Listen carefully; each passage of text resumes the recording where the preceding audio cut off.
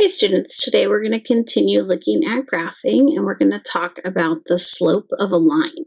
So when we're looking at our line, the slope talks about how steep the line is. So when we're looking at this line here, is it really steep? Is it really flat?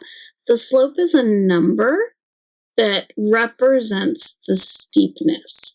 Now, there's a couple different ways to look at slope. We can look at what you I've probably heard as rise over run.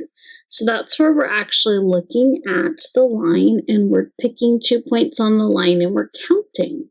And the nice thing about rise over run is that you can start anywhere. So if you wanted to, you could start at this point, this pink dot, and you could move down to all the way down here, this blue dot. Or you could start somewhere else. You could start at this green dot and move to the blue dot, and no matter what, you would end up getting the same ratio because what we would say is that the slope is constant. It's constantly the same steepness the entire way. We're also going to look at the slope formula, which is what we'll use more when we get into algebra, would be slope formula. So let's go ahead and look at a couple lines. We'll first find slope using rise over run, and then we'll learn about the slope formula. So rise over run is really effective when we have the line in front of us, and then we can quickly find its slope just by counting. So you would use this strategy when the line is already drawn for you. This would be the quickest way. So I'm just going to put a couple points of reference on our line. That way we can calculate the slope between those points. Okay, so again, it doesn't matter where I start and where I finish. What we're going to be doing is we're going to be looking at the rise, moving up or down, compared to the run, which is moving to the left or to the right. And when we're counting this, if we're going up, that would be a positive amount. If we're going down, that would be a negative amount. So just like on our number line, up is positive, down is negative. When we're counting the run, if we're going to the right, that would be a positive amount. If we're going to the left, that would be a negative amount. So let's practice. Let's do an example. So let's start. Again, it does not matter where we start. Let's go ahead and start at the orange dot and move to the green dot. So from this orange dot to get to green, I would have to rise, go up or down. In this case, I'd be going down 1, 2 spaces. So because I'm moving down, that would be a -2. So my rise would be a -2. Now, from this location, I'm going to figure out how many spaces to get to that green dot. That's called my run. So my run would be 1, 2, 3, 4 spaces. And again, because I'm moving to the left, that would be a -4. And then the very last thing I do is I always simplify my ratio. So I have a negative over a negative. Negative divided by negative is positive. And 2 over 4 reduces to 1 over 2. So my rise over my run is 1 over 2. Now I want to show you that if we had started somewhere else, we would have ended up with the same answer. Like let's say we started at blue and we moved to orange. So going from blue to orange, now my rise would only be 1 in the positive direction. My run would be 1, 2 in the positive direction. So we can see that we're still ending up with the same ratio in simplest form. So again, rise over run is really effective when we have a picture of the line already.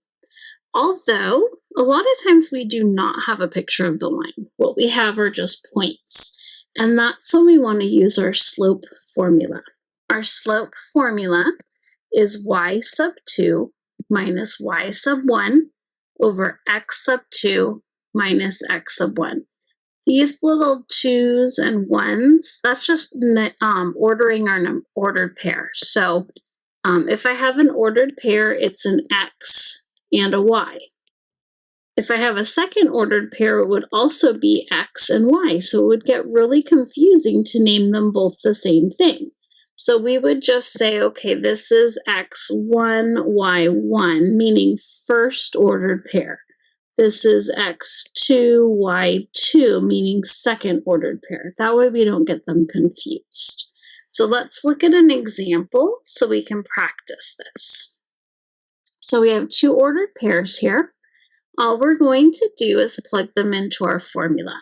Now, we really need to label our ordered pairs, otherwise it's really easy for our brain to just get confused and kind of mix this all up. So I'm going to order this ordered pair 1, y1, x1, and ordered pair 2, x2, y2. Didn't matter which one I said was ordered pair 1. If I had wanted to say 2, 1 was ordered pair 1, that's okay. I'd still get the same answer. So my y2 value I can see is 1 minus my y1 value is 3 over my x2 value is 2 minus my x1 value is 1. Now I just need to subtract and reduce. 1 minus 3 is negative 2. 2 minus 1 is 1. And negative 2 over 1 is negative 2. So my slope is negative 2. All right, let's try one with some negatives because sometimes that throws people off. So again, I'm going to label x1, y1, x2, y2. And I'm going to plug it into my formula. Now be really, really careful when there's negatives in your problem. So my y2 is negative 2 minus my y1 is also negative 2. So I got to be really careful there. Okay, my x2 is 1 minus my x1 is 3. Okay, I've got this double negative. So remember, when we see that double negative, we're going to keep change, or we're going to take the opposite, whatever strategy you've learned to help you remember that. So this is the same as negative 2 plus 2 over 1 minus 3. Now, negative 2 plus 2 is 0 over negative 2. Sometimes people get really confused when we have division with zeros. If we have nothing and we divide it into groups, each group still has 0 in it, right? If you imagine there's nothing in your hand, you divide it up, each group still has 0 things in it. So our slope is 0. So this line, a line with 0 slope, is just a flat surface. Think of the floor that we walk on is usually a slope of 0.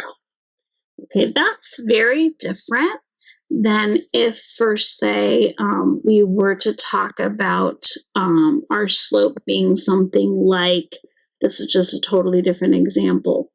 Let's say 6 divided by 0. Sometimes people get confused. When 0 is in the denominator, imagine you have something and you need to turn it into nothing. Well, we can't do that, right? You can't take something and turn it into 0 groups. So this is what we call undefined.